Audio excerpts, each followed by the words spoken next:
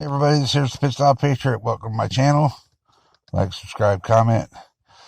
Hit the button below, let you know when I put up a video. Um,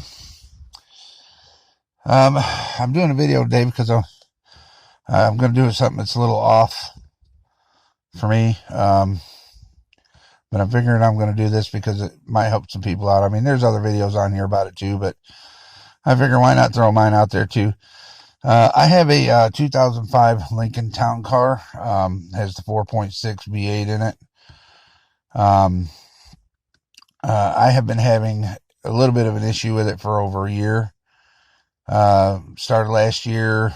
I got an engine light, and I checked it with this thing here, which it's a ODB reader.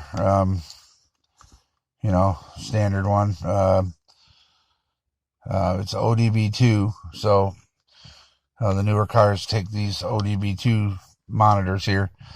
Anyway, I had engine light pop up, and I bought the ODB reader on Amazon, very cheap. Now, before I get into it a little further, I want to say something. Sorry. Amazon has been, I don't agree that they don't pay taxes, from what I understand.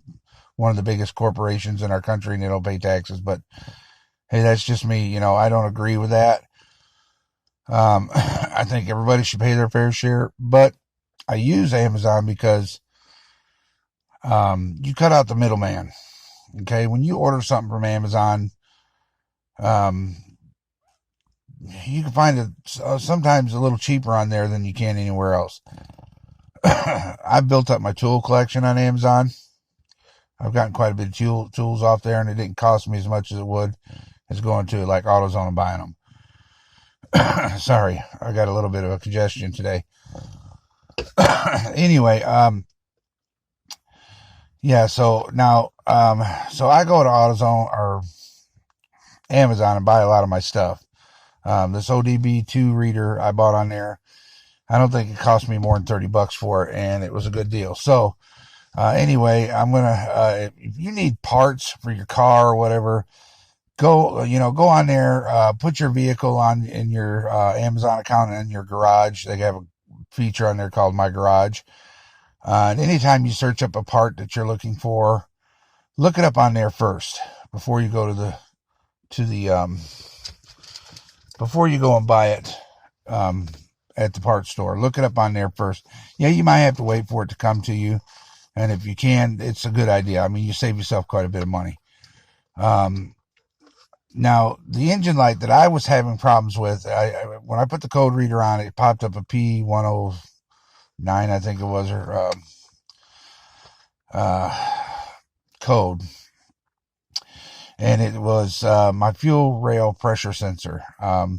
Now, that code could pop up for several reasons, fuel pump issues, whatever. But mine is the fuel rail pressure sensor. So I bought one on Amazon. And I put it on, and, it's the luck of the draw. It's with any kind of electrical sensors or anything. You get one that works perfect for the rest of the vehicle's life, or you can get one that has a little bit of problems and you just got to replace it. Sorry about that, folks. So anyway, I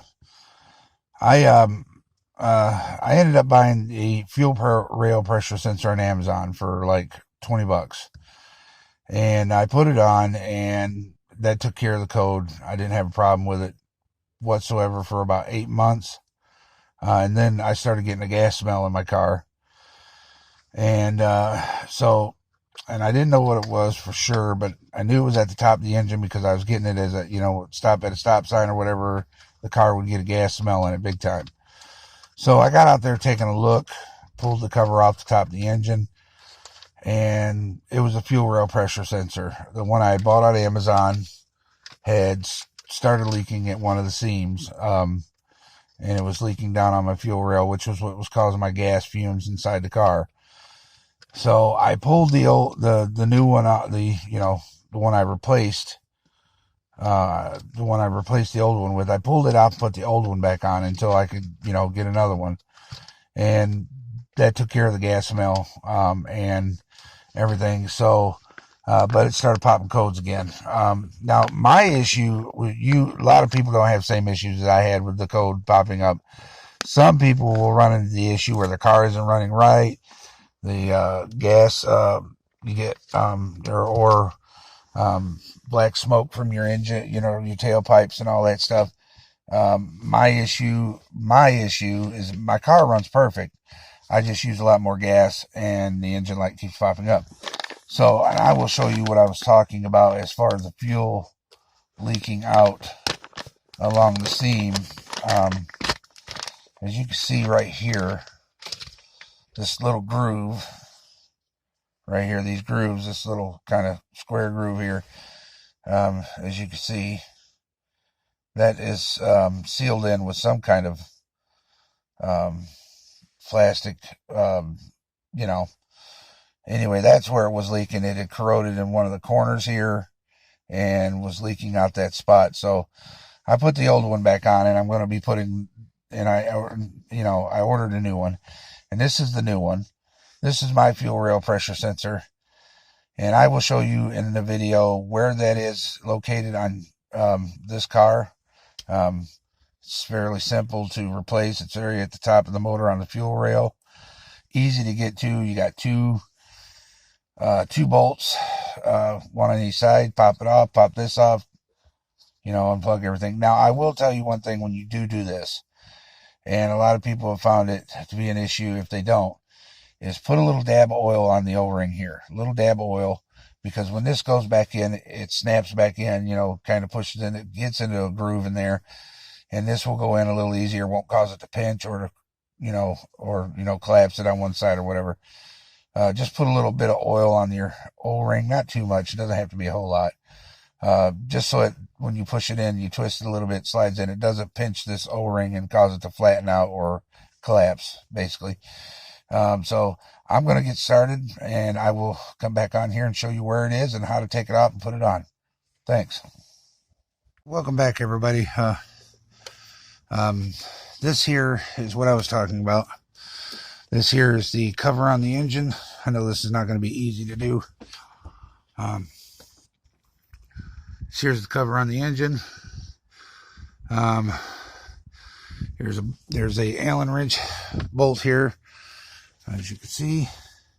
Take that out, pop that off, and move it to the side. And this here is your fuel rail. As you can see, it runs from here to the back of the engine.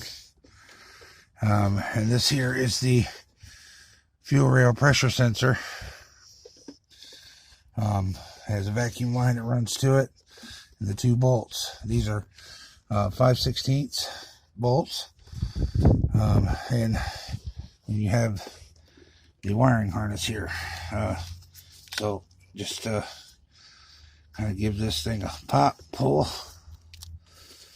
It can be a little pain in the ass. All right, let me use my right hand, folks. Right-handed man. So anyway, do this here. There we go. Push that down. Pops it out of there. Sorry. Something tried to blow away on me. Anyway, yeah, so there's your wiring harness. Move it out of the way. Unhook your vacuum line. It sits right on top of there. Now, I'm going to give you a word of advice. Careful doing this, because that's plastic. It can crack and break off, and then you're stuck with a vacuum leak. Kind of just move that out of your way there. Don't do this while the engine is warm or hot. The fuel rail builds pressure, and as soon as you take that off, it's going to spew gas everywhere. Best way to do this is do it while it's cold. We'll slap that on there, folks, and show you exactly how this bad boy comes off. Like it says, it's a 5/16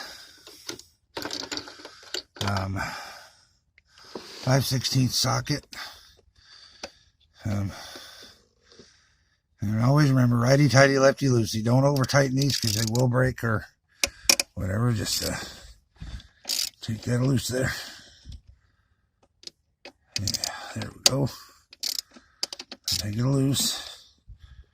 Should be easy enough to screw out now with my hand.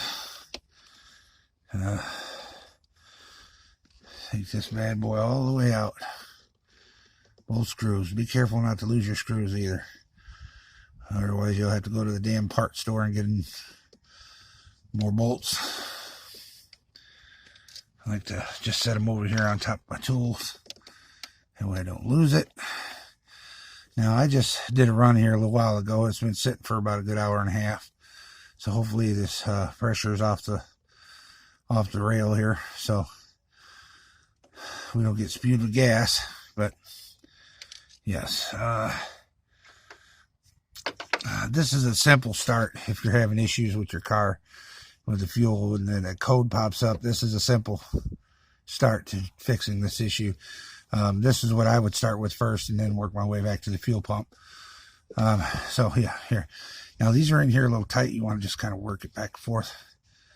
So there ain't no pressure on that. It's going to take a couple good twists. There we go. There we go. Oh, yeah. Gas smells strong. That's my old one. That's the one that keeps popping up the codes. This one isn't leaking, so thank God. But, yeah.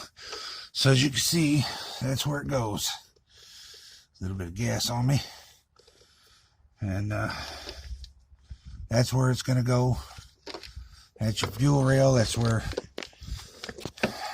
everything's mixed.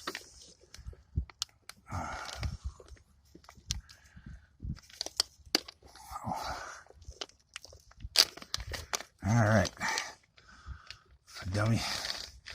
Okay, now this is the new one.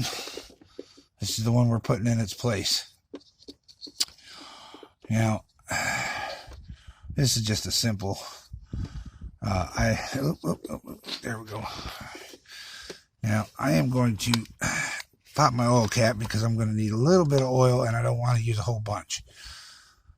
So, a little bit of oil on this O-ring here. It's not going to hurt it. It's actually going to help it slide into place. It'll keep that O-ring from collapsing. So here we go. All right. I'm going to put this one in place. I should wipe this down a little bit around here so it could seal. There we go. All right, now we're going to put this in its place. Kind of just work it in there a little bit. Yeah, see now, put a little oil on the O-ring and it slid right down inside. So that is a good thing. And now we will put these screws back in. Sorry, my camera's all over the place, folks. I'm holding it with one hand and doing this with the other. I apologize about that.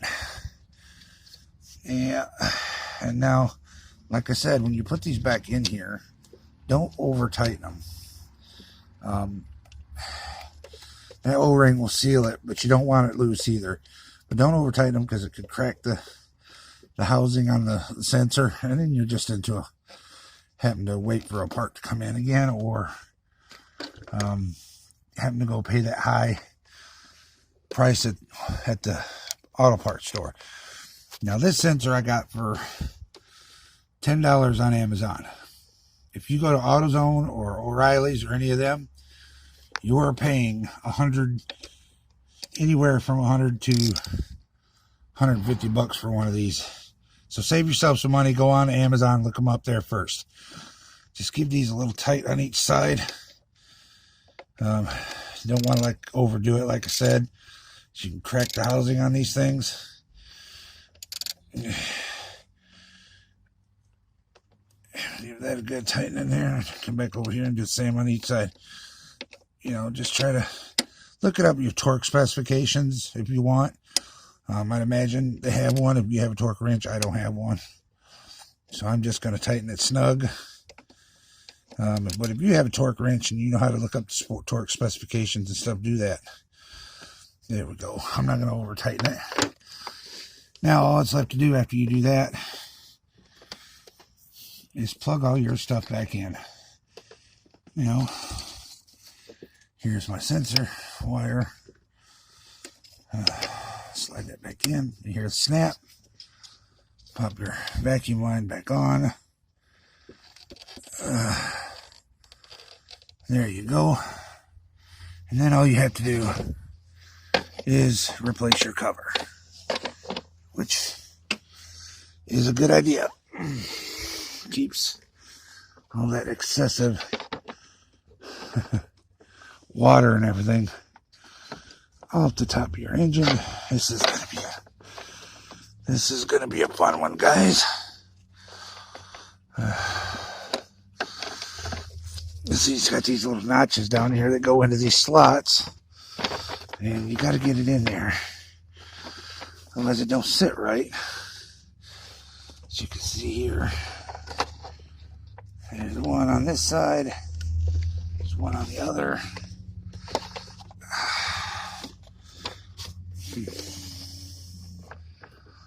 I hate when these things don't work right.